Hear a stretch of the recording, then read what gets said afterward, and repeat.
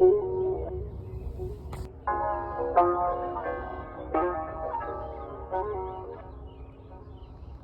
everyone, and in today's video I'm going to be showing you the results of me putting a gay aster into my airsoft gun. And I did a live stream of this just a couple days ago, and here are the results. First we're going to do semi. It's very snappy. I'm going to be shooting at that target out there.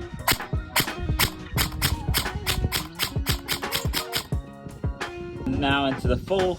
There are a couple of problems with it. I'll be fixing that some other time, but here's the full up right now.